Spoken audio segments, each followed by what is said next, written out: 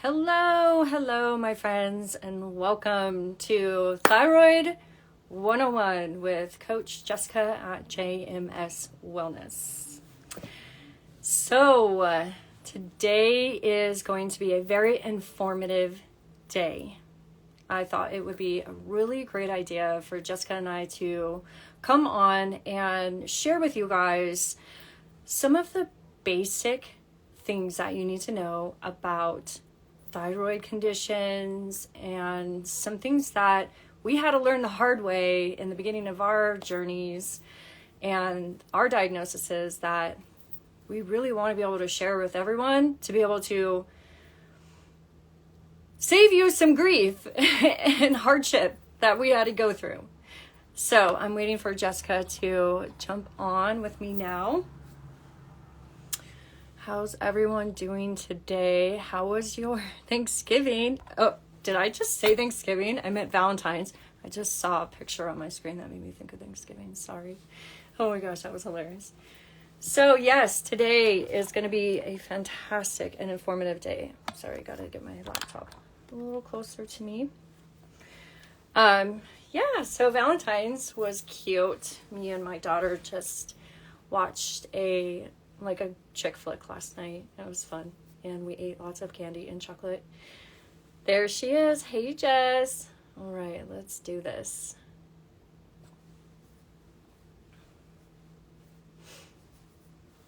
Oh, I thought I accepted it. Sorry.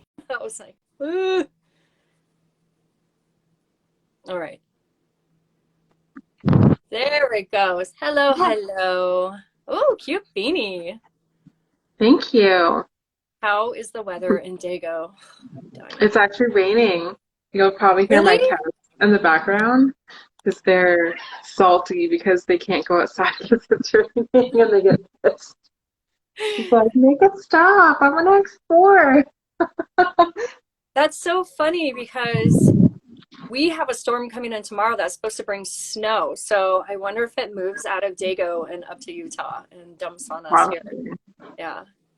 Cool. And How's your it brings the morning? snow with it. Yeah. Good so far. I yeah, so far so good. Just relaxing. I got to sleep in today, so Good. it was Good. great. Good. Well, How's I'm yours? excited. What? How's your day so far? It's actually been really awesome. So I was featured on a podcast about a month ago, and it just released this morning. There's 5 episodes in a row with me on it. And so today was drop number 1 of 5. And I was sitting there listening to it, trying to choke back the tears because it was kind of emotional. It's just emotional hearing my story. I don't know, even just listening to myself talk about it makes me almost want to cry. and then it's exciting, to be able to share your story and impact others. So it's Mhm. been cool. Yes, that's awesome. Yeah. So proud of So, you. Look at you go. aw, thanks, girly. I'll post it later if you want to check it out. It's really cool. Yeah, definitely. Definitely Sorry. want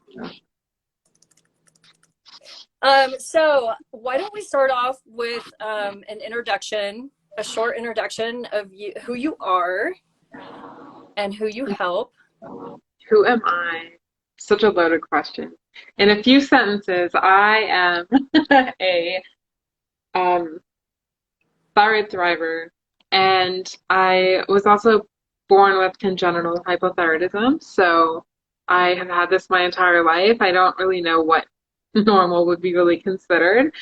Um, but it's been quite a journey for literally my entire life. There were so many things that I finally was able to put the pieces together and get so much clarity on. So now I help women and I help women and men, I guess, figure out their thyroid journey as well so that they can also learn how to thrive because we really need more people who are healthy and vibrant and living the dream and the life that they want. So that's what I help people do. Yes, I love that. And that is so true. There's just too many women, in my opinion, that are sick and suffering and just dragging themselves through their day, and they're just Mhm. miserable because they can't really live and enjoy life because they have so many symptoms. So Mhm. yeah, yeah, Yeah. absolutely. I'm super excited to have women back. We need them. I know. We got to strengthen the fabric of our society again. My gosh. Mhm. So, I thought it would be really fun to just break down some basics of what happens, like what is happening when you're first diagnosed. You know, we go through all of the feelings and we have all of the scary thoughts, you know, and we're like instantly googling everything trying to figure it all out, and like Mhm. um some people don't even know what a thyroid is or what a Mhm. thyroid does and why Mhm. it's so important. So I thought it would be a really great thing to just sort of like bring it all back to the basics, back to the beginning.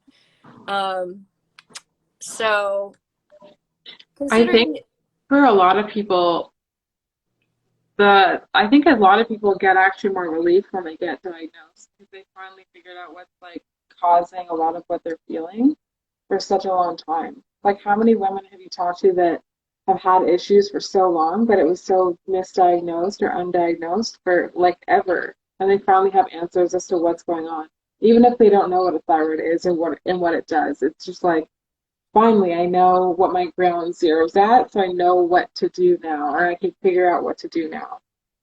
It's the right. ones that are like suffering for so long and they're told everything is normal and it's clearly not, that are really suffering because they don't even know what's causing the problem to begin with.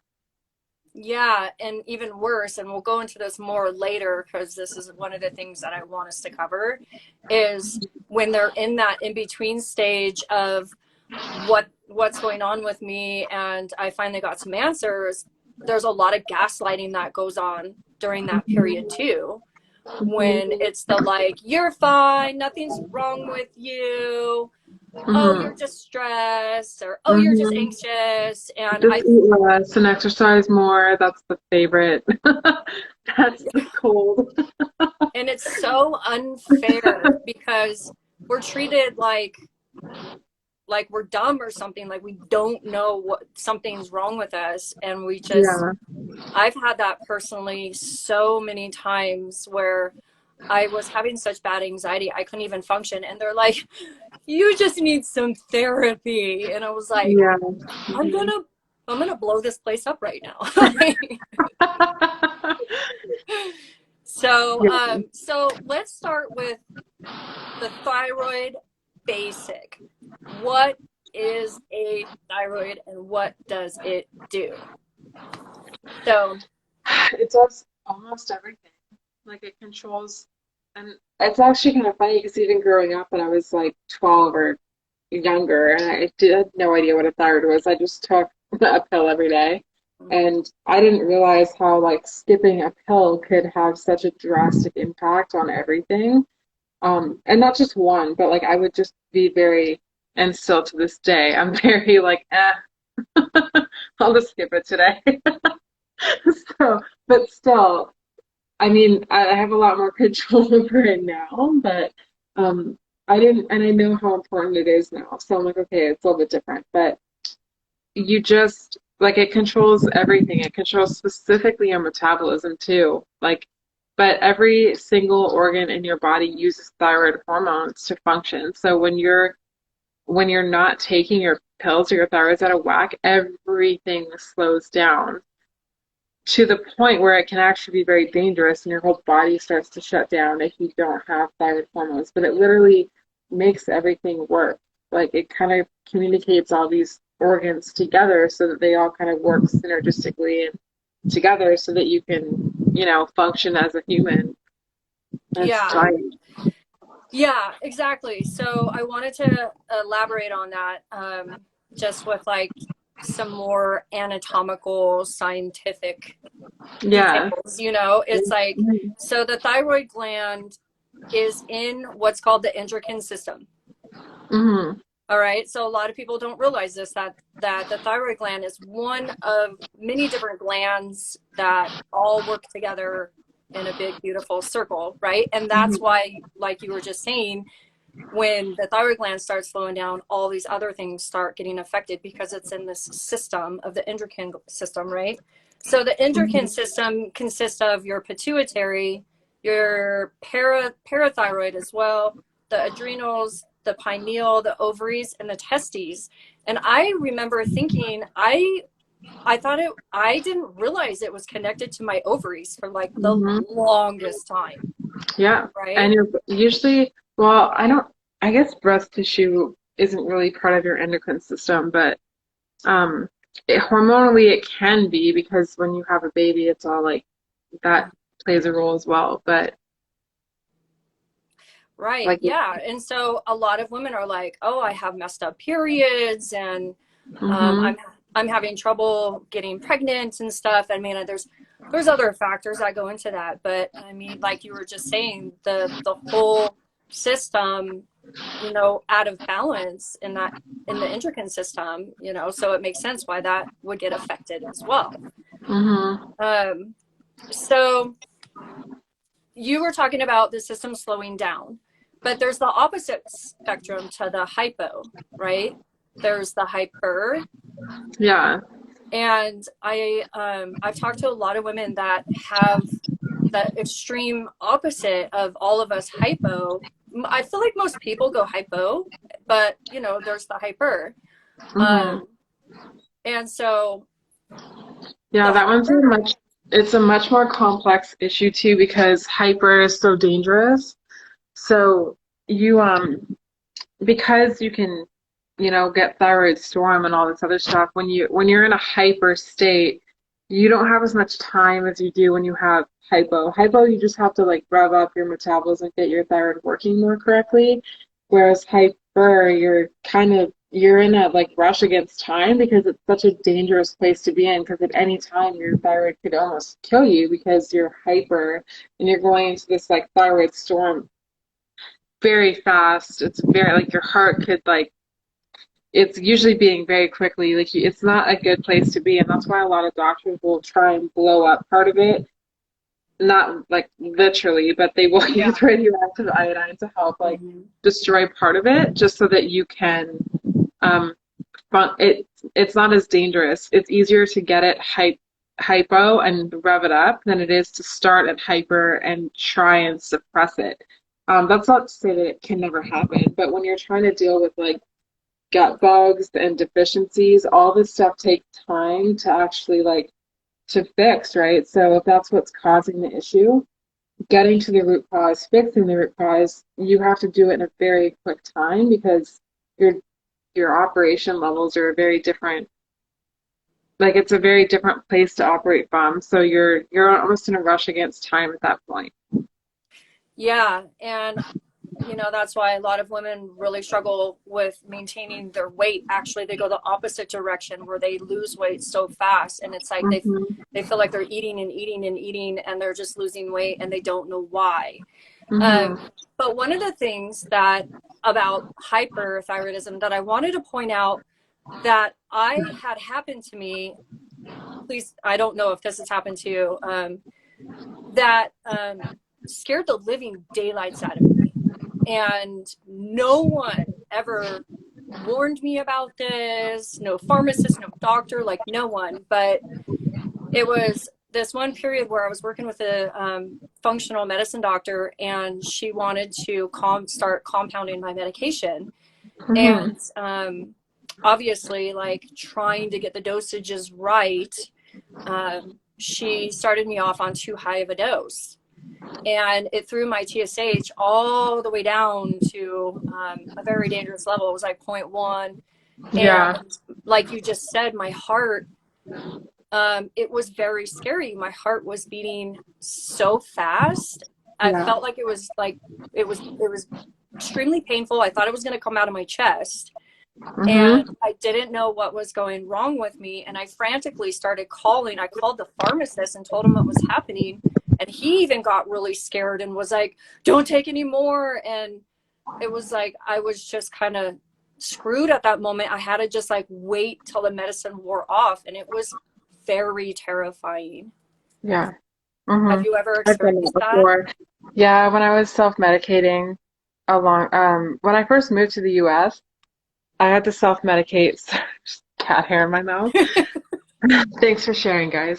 Um, so, um, yeah, when I first went to the States and I was on natural thyroid hormones and I couldn't find a doctor that would prescribe them at all. It was, especially with Kaiser, that was a journey. I went to many doctors and nobody would prescribe it. So I was like, all right, I'll self-medicate. So I did, but I was taking way too much because it's hard to self-medicate because you have to it's not like a measured dose like a um pharmaceutical is. So you're just kind of playing around with it. It's not standardized to a specific amount. So sometimes you get more or less. So it's a lot harder to do, and I wouldn't recommend it, especially if you don't know what you're doing. But anyways, I was doing it anyways, and I was taking way too much, and yeah, I was jittery. Like I couldn't stop shaking my hands and my feet. Like it was almost like it was felt like I was on meth, honestly. Not that I am not really sure what meth feels like. I've never done it, but I would imagine that would be similar to what it feels like. Yeah.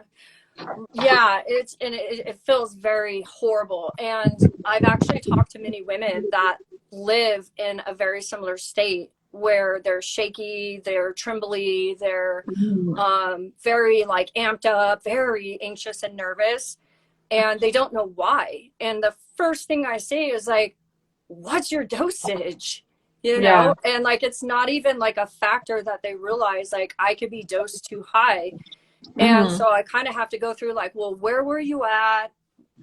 You know, why did the doctor change your meds? Where are you at now? And, you know, it's been, you know, so that's why I really wanted to put this out there that when your doctor is like, I'm going to increase your meds, I learned the hard way that please only go in small increments.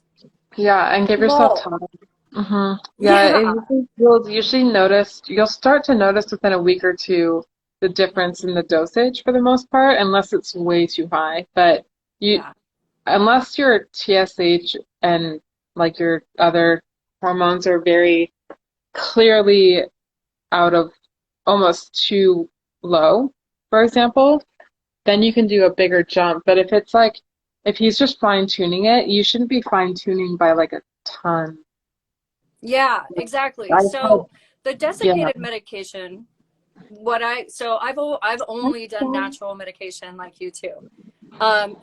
And from what I've learned is the dosages like for nature thyroid, armor thyroid, they go in 7 milligram to 15 milligram jumps. It goes, well, I think Hmm. it goes 7, 15, 30. Hmm. Um, and so sometimes even that 7 milligram jump for me would be too much. And, Okay. Hmm. you know, and the Then you pharmacist just would be, pulse dose it every like a couple days. You take that much instead of every day. yeah, well, or so I would cut my pill in half. I got a pill Oh cut. yeah. Oh, okay, yeah. Hmm. Yeah, Forgot about and that. uh-huh. That sounds like Or the easier way to do it. take a really sharp knife. Yeah. Yeah, I keep Yeah. forgetting all of us girls are just like brain fog, so I would say like take it every other day, but then I would forget what day I took it on, so it's probably better to just cut it. Oh my gosh, right? I used to call myself 10-second Tom. I felt like 10-second Tom. 10 seconds, Sarah. That's amazing. So if you guys are totally brand new to thyroid diagnoses, I wanted to just literally tell you what they are, okay? So there's hypothyroidism, hyperthyroidism. But okay, so there's like some people say, "Oh, I have Graves," and some people say I have hyper. And it's like, well, isn't that the same thing? 99% of the time, it's hyper is caused by Graves. It's just like Hashimoto's, where most people have hypothyroidism, but they're never checked for Hashimoto's. And 99% of people actually have Hashimoto's, not hypo. Okay, It's, I mean, so there are some people like I have hypothyroidism. I do not have Hashimoto's. okay, so elaborate on that so people know the difference between that cusp of hypo to Hashi's. So hypothyroidism technically is just an underfunctioning thyroid or a lack of thyroid hormone in the body. So usually it's from an underperforming, or some people are born without a thyroid, so they will have like hypothyroidism. Mm-hmm. Um, then there's Hashimoto's, which is actually not really, Hashimoto's is not really a thyroid Mm-hmm. disease. It's actually a gut issue. Mm-hmm.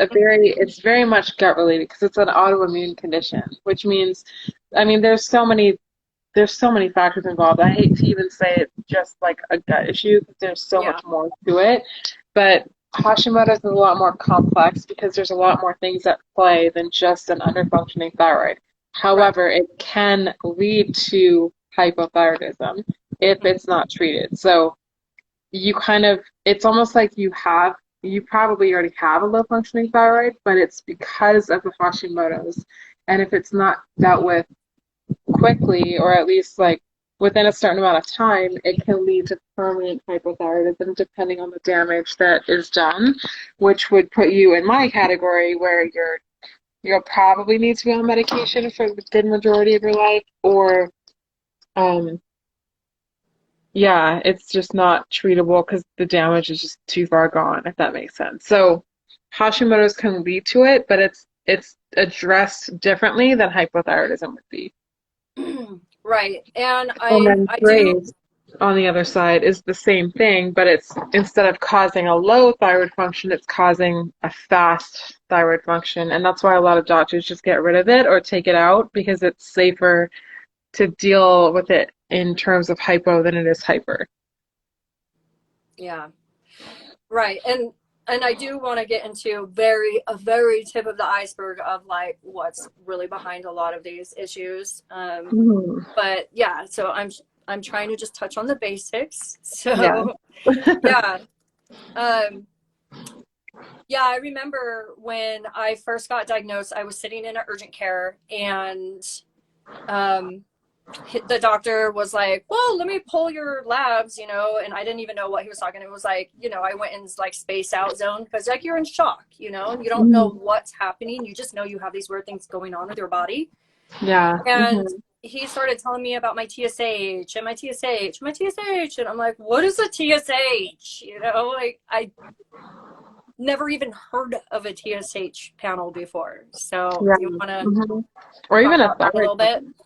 It's even more frustrating too when like something's wrong and they're like nothing is wrong with you. Everything is normal and they only check your TSH and it's like Mm-hmm. and it's actually kind of funny because growing up my entire life I was only checked with my TSH from literally birth until um God, I don't even know, like at least 1922-ish. I was only Wow. checking TSH. So like looking back at my entire life, I'm like, wow, okay. No That explains wonder. a lot. Yeah. Like it's Yeah. amazing. And that's partly why like all these symptoms that I had, especially during like the teenage years with like puberty and bullying and all this other stuff where you're automatically like already like super depressed and have anxiety and all this stuff normally. And then it's just like compounded when you have thyroid issues. There's actually a lot of studies talking about how most people that are diagnosed with borderline personality disorder or bipolar one or two, one of the two, will actually go back to normal if they just check their thyroid. It's insane. So, and I honestly feel like that was very much the case for me when I was a teenager. So, a lot of these things that, I mean, obviously having, therapy and stuff like that did help as well because it gave me tools that I could use to like tone down a lot of the anxiety and depression. But it was, yeah, it was brutal. And a lot of times just looking back and seeing them just check my TSH, I was like, I wonder how much easier it would have been if they checked everything for my entire life. But Yeah. obviously, this is like the 90s. They didn't even think about any of that back then. Like, I don't even know when people started checking 3T4, but that's still not even enough. But still, Right. even just that might have been a little bit more helpful than just TSH my whole freaking life. Yeah, that sucks. And I remember I asked one of my clients to get me a full thyroid panel, like an update, and I got a TSH. And I was like, this is And what your doctor considers a full panel. I was like, let's get you a new doctor. yeah, I Or, have to fight. I mean, I have actually a pretty good doctor now, which is really cool. But it's funny because when I first started going there, I would see a few different doctors in her practice, and um, they would only check TSH, and I would be like, okay, I'll just order my own labs and get them checked, and then I would send my labs to them instead of getting it done through insurance, I love that. because then I could do the whole panel, and then but then they would treat me based on the labs that I sent them, obviously, but they would look at the free T3 and the free T4 and they'd be like, okay, well, your TSH is fine, but then there's these two are kind of like a little bit imbalanced, so we're gonna do this. And I was like, it's really weird to me that you're treating me based on labs that you weren't even going to pull. Like, I'm glad that you are, but at the same time, why aren't you pulling these labs yourself? Like, why do I have to do this myself? So now they do the full panel that I can get through insurance, which is awesome. And is that because you said, this is what I want you to pull, and you Yeah, demanded the full panel and you gave them like a list of everything you wanted? yes. Yeah. Yeah, so And now they test the full panel. They don't always check. Like, I only get my antibodies checked like once a year or two because I don't have Hashimoto's. If I did have Hashimoto's, it would be a regular thing, but I don't have it, and I have never had my antibodies been raised over like 4 or something. So I've never really checked that regularly. But just to see what if I had Hashimoto's, I would be a part of my regular schedule. yeah, yeah. And because I was diagnosed with Hashimoto's, I was like almost obsessive over my antibodies. Yeah, And it's just a good marker to see what you're doing is helping or if it's not. If your yeah, antibodies are going up or down, then you know it gives you some clarification. well, and especially for me, because I was so bad with the Epstein-Barr virus, I was Oh, checking yeah. my Epstein-Barr antibodies versus my thyroid antibodies because I, learned that the Epstein-Barr will attack the thyroid and actually which will increase the thyroid antibodies. So as I was treating the Epstein Barr, I would check both as like my marker for how well I was, bringing down that viral infection. And Hmm. and so it really helped. Checking the antibodies really helped me do the comparison, and watching them come down was really awesome. It was It's very super satisfying. empowering. Yeah, it's Super super satisfying. awesome. Yeah. Yes. Hmm. Um, so I'm trying to think. What else? What else would I, if you could rewind time and say, what do I wish someone would have taught me in the beginning when I was trying to, go through the system, manage my own thyroid condition? What were some hard lessons I learned along the way that you could pass on to us other thyroid sisters? What Oh would my you gosh. Probably the biggest one for me is not relying so much on your doctor.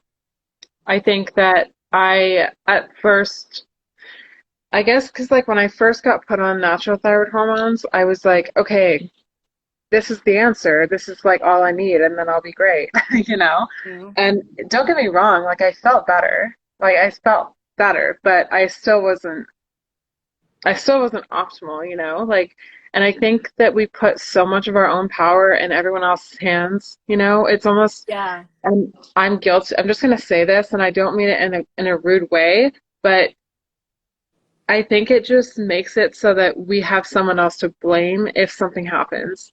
At least that was true for me because I didn't have to take responsibility for my health then. I could just be like, oh, well, if this doesn't work, it's my doctor's fault because he messed up my medication instead of me being like, okay, I could actually like do the work that I need to do on my end so that my medication will respond better and then I'll get better results from it. And of course, Yeah. this isn't true for everyone, but at the same time, I feel like we just give so much of our own power and our own life away to everyone else to Mhm.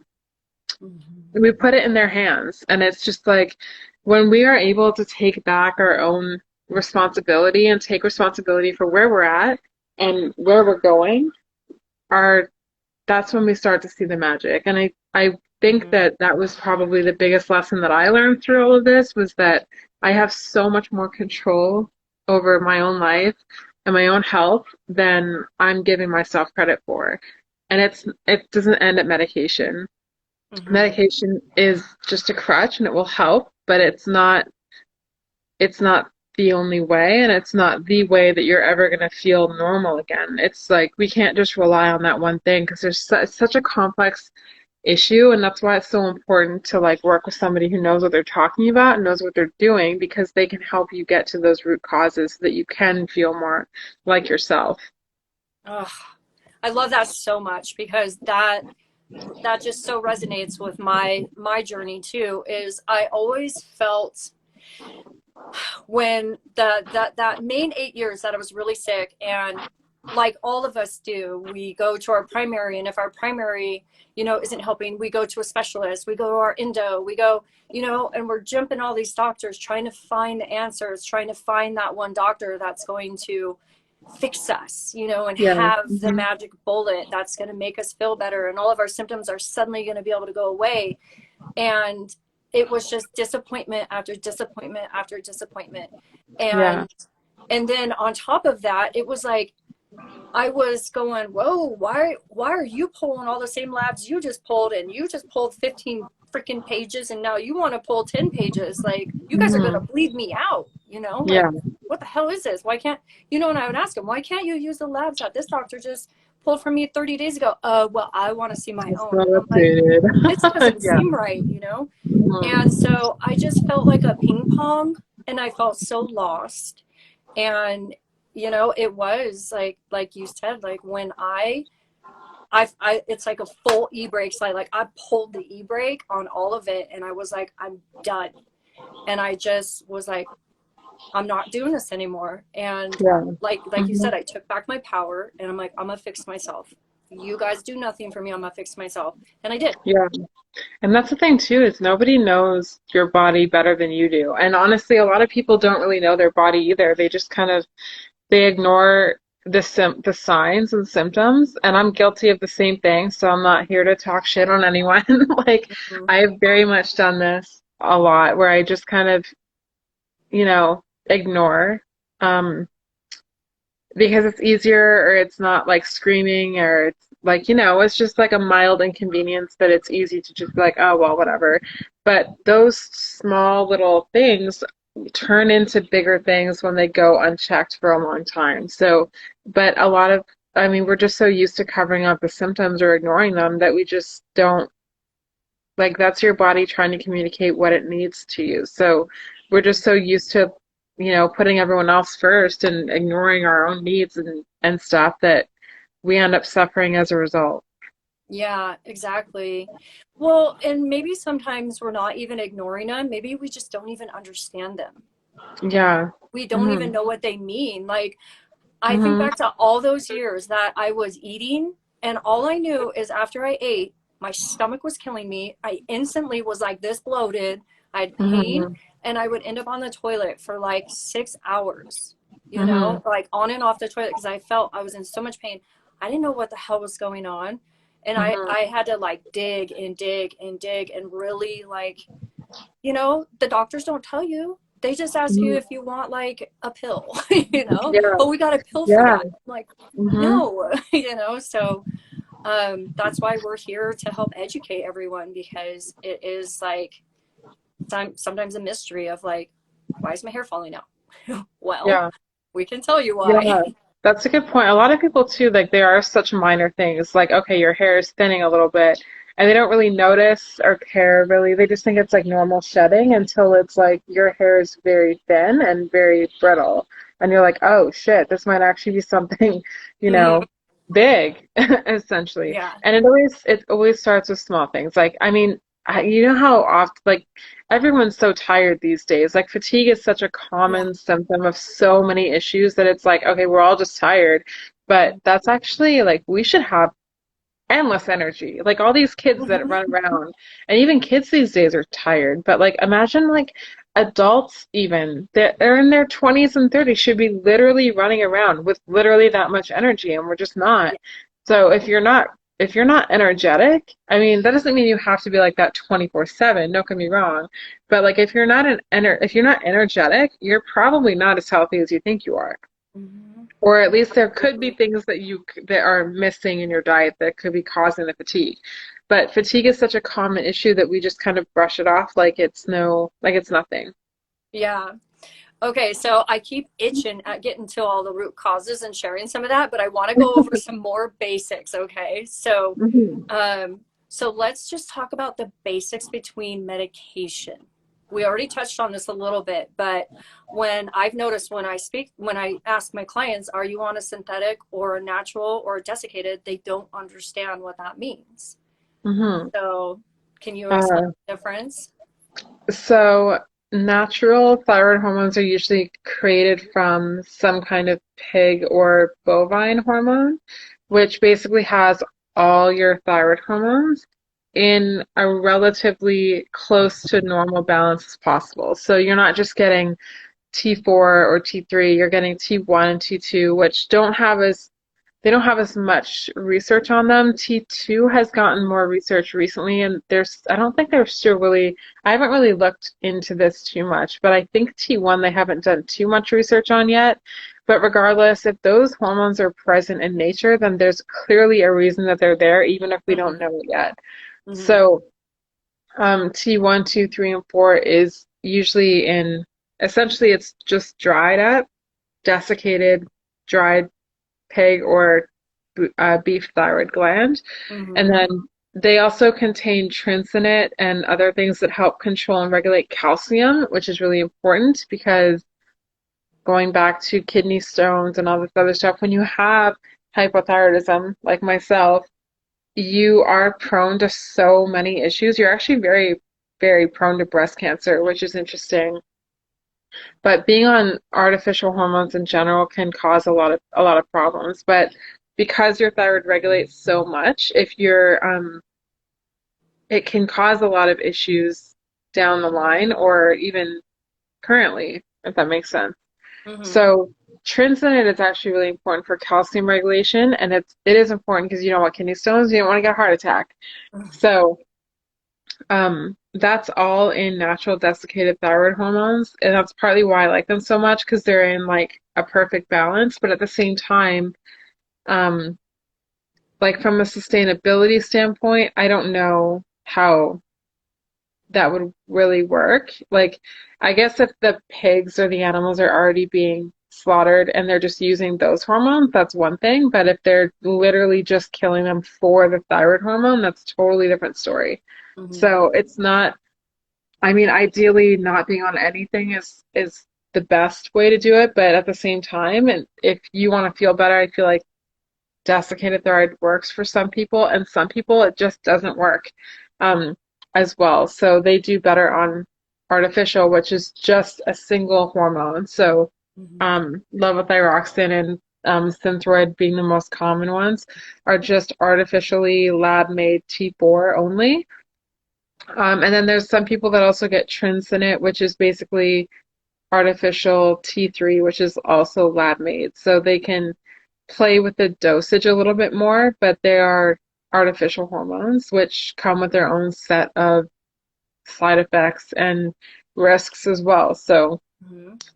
I don't think that either one is necessarily good or bad, not like necessarily, but I just think the goal should always be to be on the least amount possible, or at least try and get off of them as quickly as possible. Okay, so let's talk about that for a minute because um, going off of thyroid meds is not, in my opinion, it's not advisable just to stop taking your meds one No, day. Uh, never. a lot of When I, people ask me yes. that, like, do you think I'll ever be able to go off my meds? Or can you help me go off my meds? Or can I go off my meds? You know, like it's a very common question I get. Yeah. So the way I like to approach it is, okay, well, if you really, want to get yourself recovered and off your meds, then we got to do all this stuff first, right? Mhm. And we got to fix all of the organs that are like your adrenals and all these nutrient deficiencies and infections and all these things going on that are leading into this before. Yeah. That's like your very last step of like, okay, I've done so much work on myself and now I can do a slow wean off. I don't think Yeah. I Your body consider. will tell you when to go off, like, or when to Yeah. lower the dose.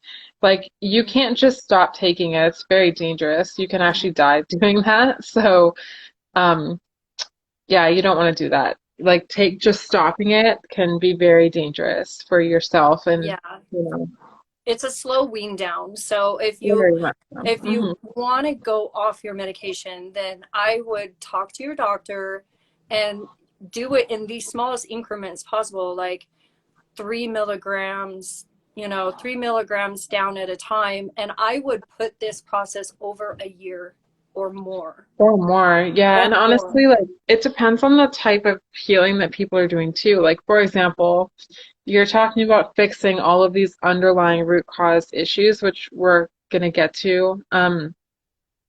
But if once you start doing that, your body will, when you're still taking your medication, you're going to start feeling hyper symptoms because you're taking too much. Hmm. So you can kind of go down and then down and then down until like every time you fix something or you kind of get more healed on the underlying level, your body's going to react to the medication differently than it did before. So your body will tell you when to go down in your medication. You just have to, and that's partly part of Hmm. being in replacement, or sorry, that's part of like the whole um your body will tell you, and then also I lost my train of thought. Oh, Sorry. no, no, so basically what you're saying is as you fix what's wrong with you is your medication is Yeah, going to be too high and you'll feel yeah, those hyper symptoms we were talking about before, which is a great, this is a good thing. It's a good indicator that you're feeling better, you're doing better. So you can go back to your doctor and say, okay, I need to go down like 7 milligrams. yes. And then when you work with people too who like, I guess that's the whole point of working with someone too, is that you learn how to like stay in tune with your body. So once you can tell, like I mean, I've had thyroid disease my entire life, right? So like I can literally tell when my thyroid is off, when it's either too much or too low, Mm-hmm. just within like a couple days. Like I literally know when it's my thyroid and when it's not, because I'm so just like used to the differences at this point, like 30 years of having this issue.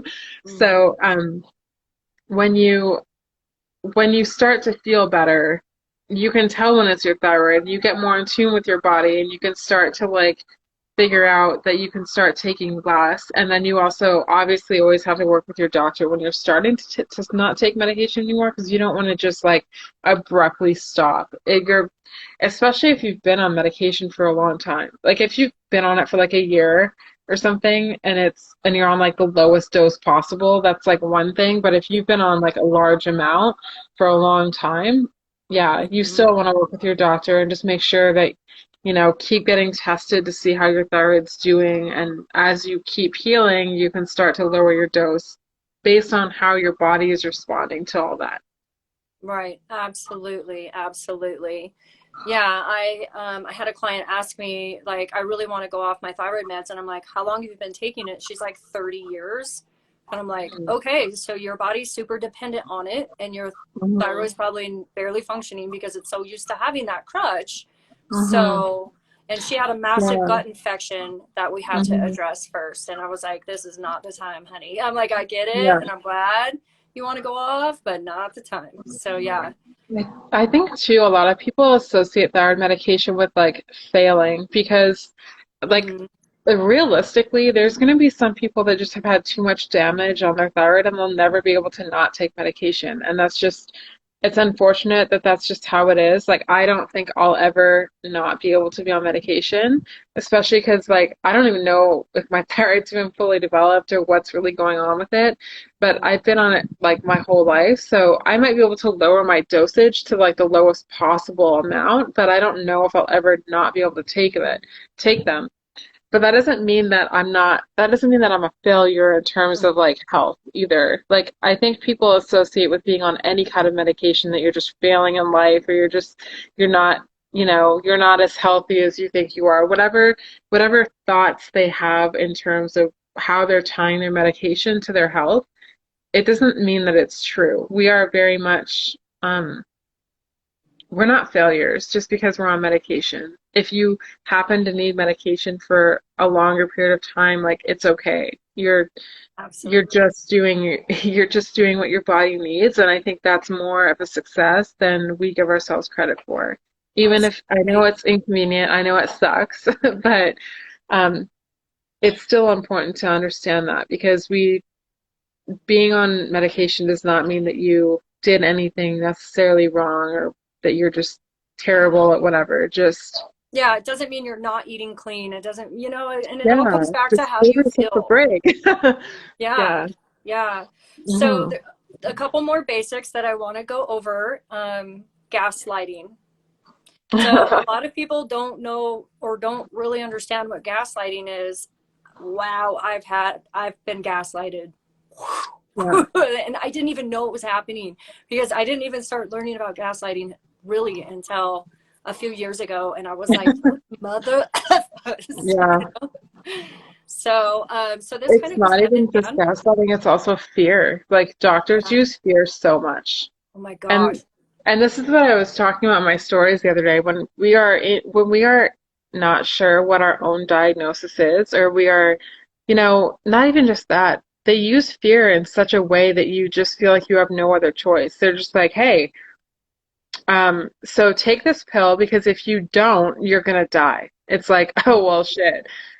But you don't know that that pill is also probably gonna kill you at the same time. So it's like, if you don't know your own diagnosis, and you're ignorant to like how the body works and how it functions, and like the side effects of this medication, and you don't look into it, and you're not like an active constituent in your own health, it's not a good place to operate from, because you will be taken advantage of. Like, remember, this is the medical industry. It's like kind of a, you know, cartel at this point. So these Mm-hmm. people want their money, and you're the product, unfortunately. So Yes. Yeah. if you don't know about your own, and they keep you in the dark too. Like, we don't learn about how to take care of ourselves and our nutrition and any of that stuff. So, okay, great. If we don't know this, we're going to be easily manipulated into whatever marketing that they give us. So, like, for example, fad diets. How many, like, they're like, but trust the science. But there's science on like 800 different sides, because that's what science is literally about, right? It's about having a control group and like experimenting. And you're the experiment. So if you can look at science on every single side, but don't trust it so much. Like, Yeah. understand that it's just science, and you're not a scientific experiment, you're a human being. Yeah. So, knowing your diagnosis, listening to your body, knowing the basics on how to take care of yourself, then you can't be gaslit, because they can't use you because you know too much. Mm-hmm. That's where your power is. Mm-hmm. Knowledge equals power. It's so true. So let's see. Mhm. Clarify 1111 love your name says, I agree. You are great. You are great as you are, absolutely. But I lowered my thyroid meds over time, so maybe you could decrease. Yeah, yeah, absolutely. That decrease is there. And we're gonna get into that. I'm saving the best part for last. Let's see. Hi, Yeah, Jess. Jess says yes, scaring you, telling you that you can get cancer in the future. So they tell you to remove your thyroid. My story. yeah. And what Absolutely. happens when they remove your thyroid? Mm-hmm. They put you on medication for the rest of your life. Yeah. And not only medication, they control your fertility, they control your metabolism, they control your energy, it controls everything. So if they can take out your thyroid, you're literally a patient for the rest of their life. And that's why there's standard protocol, whether it helps or not. It's not to get people well, it's to get people to take things out, surgeries, all kinds of extreme invasive treatments, because then you're you're gonna rely on them. And it should be criminal as far as I'm concerned. But um Absolutely. It's like it's the mutilate kill off, like you mhm, said, it's all the extreme tactics instead of, the mhm, education, I mean, the gut testing, the HTMA, the minerals, mhm, the nutrients, the diet. I mean, there's mhm. so much that should happen before you get to a full removal, Yeah. and so it's you guys, and so that's why, going back to what Jessica was saying, is you have to be an active participant, and you have to know the basic functions of your body. When you get your labs, research your labs, sit down. I used to literally sit down with like a ruler. So I was like line by line, and I would look up every single thing they pulled, what it meant. And I learned about lab ranges because I was so tired of being taken advantage of. And they were just throwing Xanax at me, throwing antidepressants at me. And I was like, Mhm. like, no, like that is not what's like, I'm not a depressed person, like there's something Yeah. else. Like you said, the Yeah. fatigue. I'm like, I'm sorry, I know Yeah. fatigue can be a sign of depression, but like it was like it's the thyroid fatigue. My nickname for it was dragon ass. Dragon Yeah, yeah. ass. It's a I could different not type move. of fatigue for sure. It's not like, I just didn't sleep enough last night. It's like Yeah, no matter how much sleep you get, you will never sleep it off. Like it's yeah, just there. Like yeah. you can't get rid of it. And I was chugging energy drinks and Yeah, coffee, and I was all, ah! And yeah, I was still yeah. super But then you're tired, like, you're jittery, but you're tired. tired So and you're like, wired. I can't get rid of it. Yeah, you're just, oh, I'm gonna go hide in my bed. Yes. Yeah, Let's yeah, see. Clarify says agree about how they make people patients for life. Yeah, yeah. So yeah. this is, we're pulling it back, and Jess and I are on a mission to, we're gonna fix society. We're gonna fix women, because this is like she said, like this is straight up the thyroid situation going on, in my opinion, is it's just overboard. I feel like they're just taking advantage of women at this point. Um, so, um, and this goes into the gaslighting and everything we just said. It goes into knowing that you can find a new doctor. Like this was something I didn't even realize, because we see the doctors as authority figures, right? And especially for me, I was on Medi-Cal because I couldn't work. I was broke. So I had, Medi-Cal. And when you're especially in that system, it's even scarier because you can't go to like many doctors. It's kind of like you got this guy to go to or this guy to go to, and like choose the worst of the worst, the best of the Yeah, worst. it's awesome like choosing your it's almost like choosing your president. Pick dumb or dumber. Yeah. And so, You're like, you shit. know, I can't yeah, win. And that's why yeah. it's so important to not rely on doctors so much, especially pharmaceutical doctors. Like, I mean, we we can't just keep putting our hands in these people's like our power in their hands because they're not here to fix us. They're just not going to. Like, Mhm. and if we just kind of sit there waiting for them to figure out how to read the labs, like and how to draw the labs and how to pick the right ones, like, and I'm not gonna beat on them too much because there's a lot of doctors that don't care. Like, I honestly, you can tell when a doctor is just like checked out and they don't care. They're human. I get it. But at the same time, a lot of times it's not really their fault. There are a lot of doctors that want to help, but they can't draw the labs because the insurance companies won't let them. Or like I've had doctors where I've gone in and I'm like, these are the labs I want drawn, and they're like, we can't draw them. They won't let us draw them. And it's not that they didn't want to, but like I think, and this kind of goes back to like gaslighting with you too. We can't, okay, so you go to a doctor, you want to pull all these things, the doctor Mhm. can't or they don't want to. It's like, I lost my train of thought again.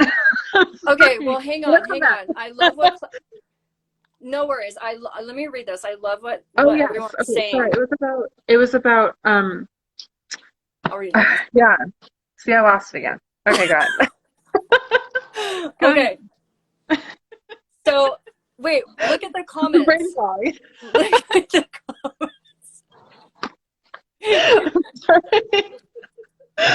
thyroid Okay, brain. yes, I remember it before I forget. Okay, doctors don't know everything. Like we literally give them our power, and they just because somebody has a doctorate, or they're an MD or they're a PhD, it doesn't mean they know everything, and it doesn't mean they know everything about me. Like you know you better than any single person on this planet. You know when you're triggered. You know when you're pissed. You know when you're happy. You know yourself inside out. You spend the most time with yourself than anyone else. So for a doctor to be like, this is what you need, you know better as to what you need. So if a doctor's telling you that, it's all in your head or it's all this or it's all that, whatever they're telling you, it doesn't mean that it's true. You owe it to yourself to like use your voice and like pressure them and not let them beat you around, because if you do that, you're just gonna be a victim to whatever they put you on, and you will get the side effects and you will suffer. Like Mhm. it's gonna happen. These people are not here to make you well, they're here to make money. And it's sad and it's not okay, but you're the only one that has the power to get what you need, whatever that is. Well, and I love, with everything going on in the world right now, I really think that everyone's waking up to this and that Mm, we are looking for more all natural, holistic, and other avenues to getting help. And that's, there's such a spotlight on coaches now because we are that other avenue, and especially coaches like you and I, because we personally have been through this. We know the ins and out of what mm, you're treated like, what it feels like, all the symptoms, mm, because we're on the other side and we can help you, mhm, and advocate for you. This is a really fantastic thing because now I feel like it's women serving women, women helping women, and mhm, just we're able to all just support one another and get each other actually better. And mhm. it's just so empowering. So I love these comments. Let me read them really fast. So Clarify says, I'm a social worker in a hospital and I was educating a psychiatry resident about how I think women have adrenal fatigue. Ooh, Mhm. we need to talk about that. And thyroid Yeah, problems, which is misdiagnosed as depression. Amen, sister. You are right. She could see yeah. what I meant. Yes. Good. Good. Oh my gosh. So, yeah, and adrenal fatigue is considered a conspiracy theory in the medical Yeah. world. So funny. Oh my God.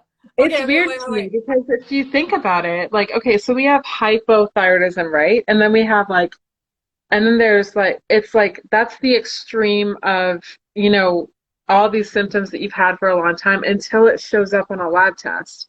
And it's just like adrenal fatigue. Okay, so you're burnt, like, you don't just go from like 100 to 0 like overnight. Like this is a gradual thing. So when like to say that there's no such thing as your adrenals are burning out and it's becoming fatigued, it's just like we don't just I mean, there are some people that like just kind of crash in a way, but they've had a lot of things happening up until that point. So to be like there's no such thing as adrenal fatigue is so dumb to me. I'm just like, let's use Yeah. our critical thinking and common sense here. You're I know. wrong. It's like they're like, It is. we're just going to ignore this really important gland that we've already recognized in the endocrine system, but we're going Yeah. to ignore that it exists and that it does anything in your body. So don't talk to us Mhm. about that. Yeah, Yeah. I remember. So when I started educating myself just on basic anatomy back in the day, I went to my doctor one time and I said, I'm kind of concerned about my adrenals. I'm starting to learn about the connection between the adrenals and thyroid, and can we do some adrenal testing? And he was like psycho about it. He's like, what? Like, and just his whole reaction was like weird and scary and confusing. And I just instantly shrunk. And I was like, okay, because like, and I went home and I Googled it and it was said like adrenals aren't even, it's not even recognized. It doesn't exist. Like they don't Yeah, even, like you said, it's like a conspiracy, but obviously you and I now know that that's bullshit. Adrenals it are a is. huge, like And massive part of this problem that is just being yeah. ignored. And also look at Addison's disease too. So Addison's disease is an autoimmune disease where your body attacks your adrenal glands. So, okay, cool. But at the same time, what happens up until that point? Like, again, autoimmune disease doesn't just like happen overnight. It's a gradual thing, and your body's gonna like attack a certain specific thing until it turns into like lupus and attacks everything at some point if it's not dealt with. But Addison's disease is a recognized real disease. Like, so why can't this be a gradual thing as well? Where like clearly there's like a gradual process that creates this problem, which means you can feel the symptoms of it, whether it's diagnosed or not. And that can honestly be like chronic fatigue and like a lot of these other things too. So like Addison's disease is real. It's just it to think that it just goes from like you're perfectly healthy, vibrant person with like all this energy and great into like immediately 100% just sick and there's no in between. It's just like no. I Yeah, don't buy it. yeah. So we're at about 30 minutes or 60 minutes. So I don't think We can I quickly go over root causes too. yeah. It's pretty Um pretty quick. yeah, because IG doesn't let you upload anything over 60 minutes. So I'll have to put this on my YouTube and just point everyone there. So that's fine. I was just thinking out loud. Okay, so I feel like we've covered a lot. I mean, obviously, there's more basics I feel like we could go into with optimal range versus the range they want, blah, blah, blah. But let's just go into some root causes because this is the best part. And this is what you and me are. We're both like basically root cause coaches. So let's talk about and not get, let's not overwhelm them too much with too much details. We'll just go into the basics of what we believe are a lot of the root causes for all of the thyroid illnesses out there. Hmm. Um, Iodine deficiency. Sorry, I had to say You're it. the iodine queen. Yep. Um, also, I think Mhm. in general, the deficiencies in general, like there's so many, and not just deficiencies. I don't want to just talk about deficiency as a whole. I'm going to talk about imbalances in general because there are so many people that are taking like vitamin D right now, or they'll take vitamin D with vitamin K. Not saying that's a bad thing, but everything in life is supposed to have a balance. So when you start taking one, especially of a fat soluble nutrient or a mineral, you can be creating an imbalance in something else. So taking D with K is fine and dandy until you're deficient in vitamin A and vitamin E. Those things all need to be in a perfect balance with each other. So when we're taking one of something that is stored in the body, it's creating an imbalance in something else. So deficiencies and imbalances are very key here. A lot of people are extremely deficient in vitamin A that gets perpetuated even more when you only take vitamin D. So that these are all things that are super important to like pay attention to. But vitamin and mineral deficiencies and imbalances are very big. And sometimes you might not even have a deficiency. Like you might not necessarily be deficient in vitamin D, but you might be deficient in something else.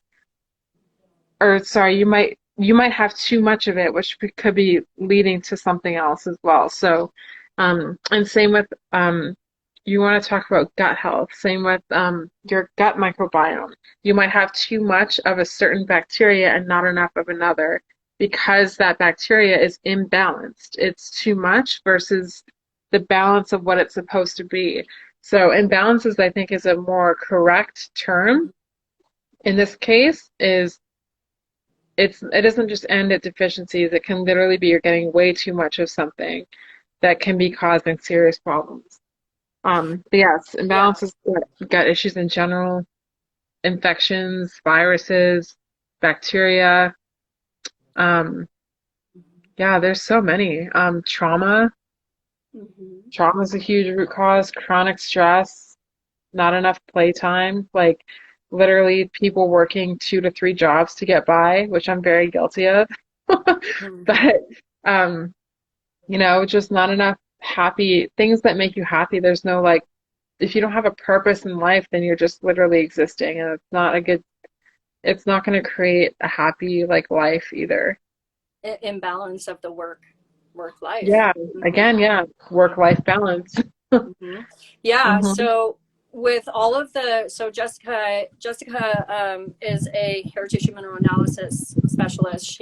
And she's actually the one that taught me about mineral imbalances, and she's training me to do the hair tissue mineral analysis as well. And since I've been working under her and learning about the minerals and the imbalances, um, that is a huge thing that I'm seeing in all of our clients. It's what we see in basically everyone, just massive amounts of imbalances in not enough essential minerals, too many heavy metals. And now that I'm also doing the gut testing as well, like she just said, it's the exact same thing as I'm seeing so much bad bacteria, which is the pathogen infections, not enough of the good bacteria. So there's two different spectrums of the good bacteria. It's like you don't have enough of the strands. Like we should all have about 150 different types. The diversity of the good bacteria, where I'm noticing the average woman, we only have about 125 strands. So imagine that there's that huge gap where we either literally won't have any of some strands, or we'll have like barely a minuscule amount of these very crucial good bacteria that we need to be able to be happy, to be able to not have jacked up hormones, to be able to synthesize our B vitamins. And Hmm. because the good bacteria is too little and too little, then yeah, the bad bacteria just can grow and proliferate, and so can the ammonia, and so can the histamines, and all of the things that can get out of balance. And so Hmm. really that the imbalances, like you just said, is that is what recovery really is all about. It's bringing Hmm. everything in your life back in alignment, bringing your stress to your happiness back in alignment, bringing your minerals and your vitamins back into alignment, bringing your gut into alignment. And when you start moving everything together, then that's when you can get to that endpoint that we were talking about, of when you can start bringing down the medication. Hmm. It's a beautiful journey, and it can Yeah, be done. the synchronicity, it's Yeah. gorgeous and perfect, just how it's supposed to be. Mm-hmm. Hmm. Exactly. Before we jump off, I want to read all these comments. Thank you guys for your comments. It was so cute. So they loved your Dumb and Dumber. That was hilarious. I think the lies of the COVID vaccine may help more people see the lies of the pharma industry. 100%. Yes, I work with residents, and they're mostly good people, but they will get indoctrinated, sadly. Yep, Yeah. sadly. Just says, I see a nurse practitioner rather than the doctor for my endo. Yeah, Yeah. I actually have seen nurse practitioners before and they're really good. hmm They seem to listen more. Do you remember that story I was telling you about the last PA that I had that I loved, and his name was Jay Cool, and he Oh was yeah. Oh my God. literally so cool.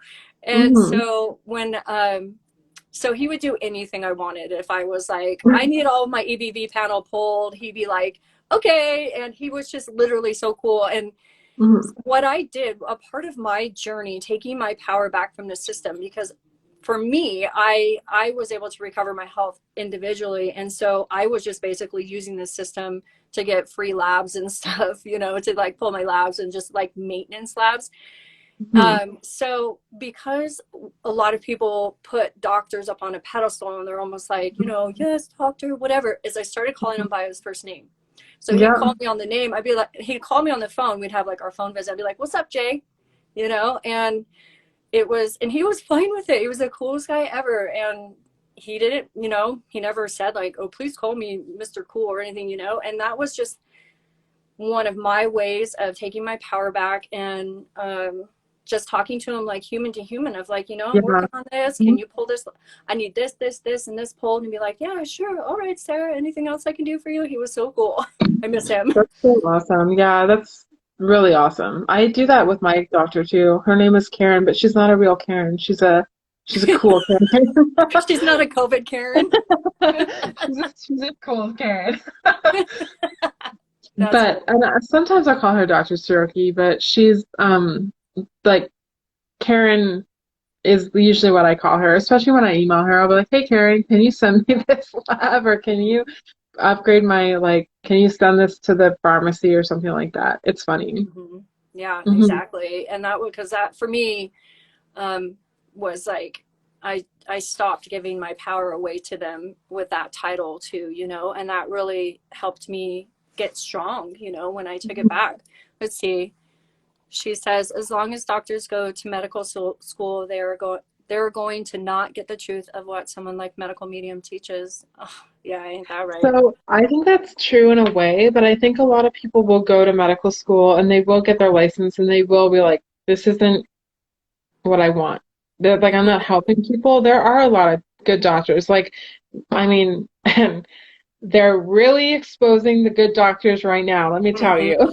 So the good ones obviously have like spoken out against a lot of what's going on right now, which is cool. But, and not to get like, I don't want to make this political at all, but just like seeing who is willing to take risks and also like look at the research and try and actually help people and not giving into this system that there are a lot of doctors that know that the system is completely fucked up and that's why a lot of them go into private practice to begin with.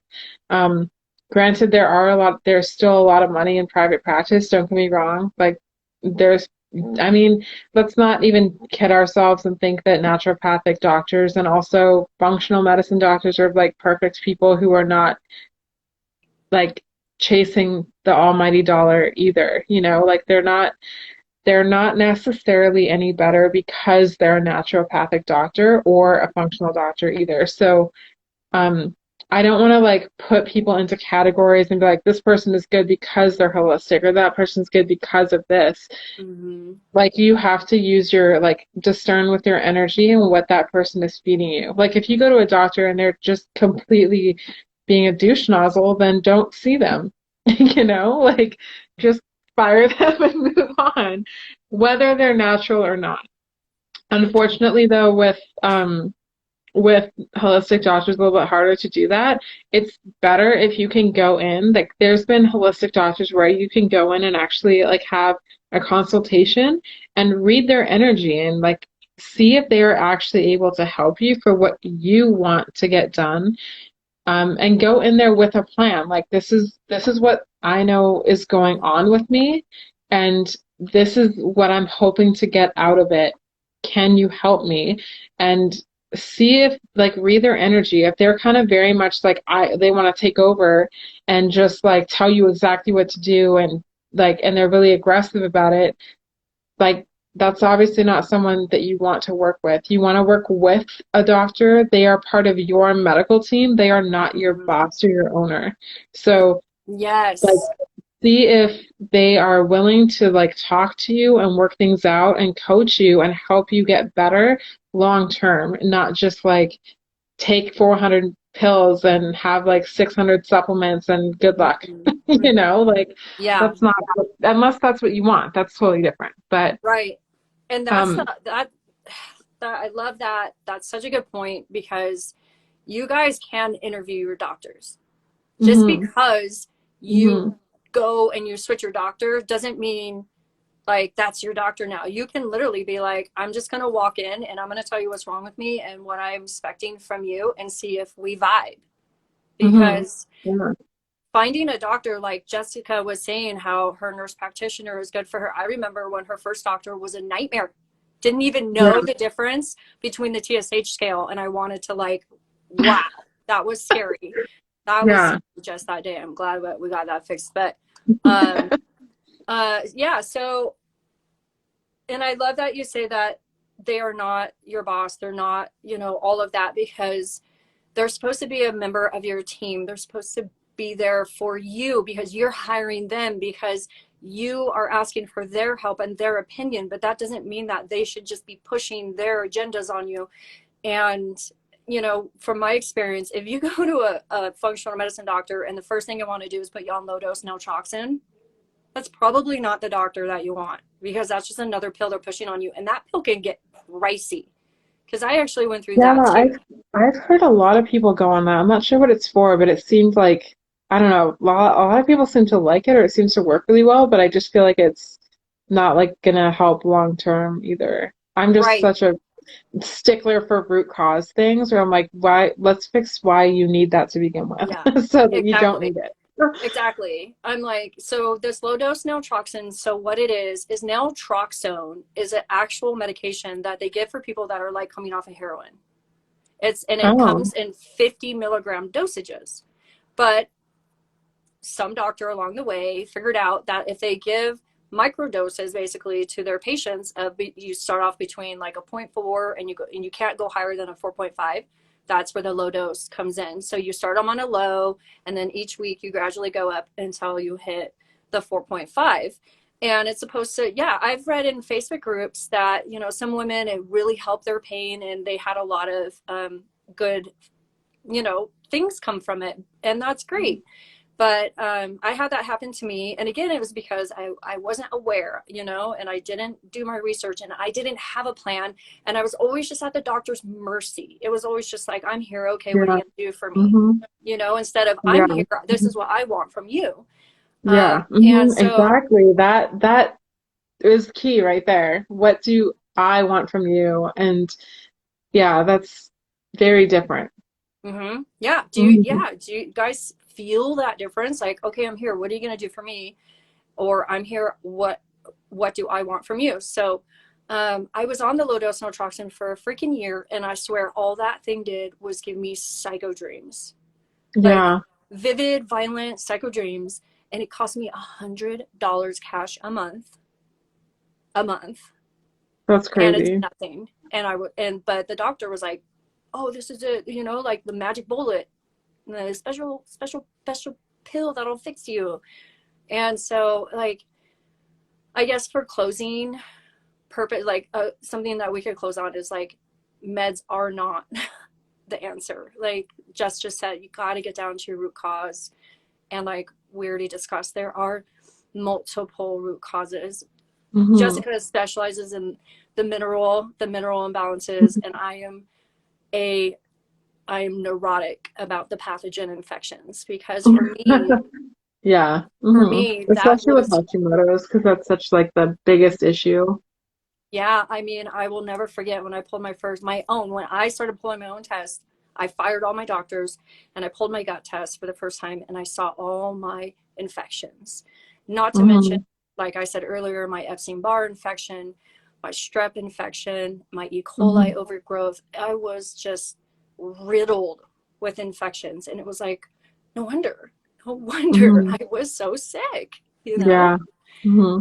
So that is like a part of one of the huge things that I dig in, um, amongst all the other root causes with my clients, because, and it's like, why? Oh, it's just, I can't get on my soapbox. I was going to say, why don't doctors do this and that? And I'm like, no, because they're there to keep you sick because they want to make money. But, anyways, that's why we're Hmm. here. That's why we Yeah, exist. and some people honestly don't really care. They just don't mind taking the medication. So, I mean, That's true. that's cool. I have no problem with people that want to do that. Honestly, I don't operate from that space because I don't want to be on medication or anything for the rest of my life. Even Yeah. if I have to take one pill and that's the most I ever have to take, I think I'm still winning. So, hmm mhm. I mean, just the medication game is exhausting. The like back Yeah, and forth the with the testing. testing. Yeah, it's like yeah, it's annoying. Yeah, it Hmm. is. So let's see. Clarify said, agree. There are naturopaths and functional doctors who go for the money too. Absolutely. Yes, obviously there are exceptions, but as someone who works in a traditional healthcare, I can see the trajectory. Oh I yeah, love definitely. I love that your eyes are so awake to this Yeah, and clarify 1111. that actually makes me very happy because I mean, to be honest, I think there's a lot of people, especially nurses, that see a lot of that they just don't agree with. And honestly, I wouldn't be surprised if like the medical industry as a whole just collapses in the next couple of years because of what is literally going on right now. There's a nurses march of 1 million nurses apparently over the next couple in March, I believe, which is really insane. Um, I don't know. I mean, I'm not going to be sad if this whole thing collapses because I don't like it. So, I'm down to go back to midwives and holistic healthcare. yeah, I know. Yeah, me too. Yeah. Hmm. All right, you guys. Well, let's wrap it up. Thank you so much for being here with us and all your comments. We love you guys. We hope that this helped you. And if you have any questions, just tell them where they can contact you. Yes, my Instagram is JMS Wellness, and my email is jmswellness at sorry, Jessica at jmswellness.com. Sorry. I was like, what one is it? Jessica at jmswellness.com. Sorry. Here, I'll pin that. You're welcome, Jess. Thank you for being here. Um, yeah, so obviously, you guys, if you have any questions for me, you know how to contact me. Thank you for being here with us, and we'll talk to you soon. Thank you, Jess, for being here Yeah, yeah, it was always fun. and all your truth bombs. Love you, girl. Bye. Bye.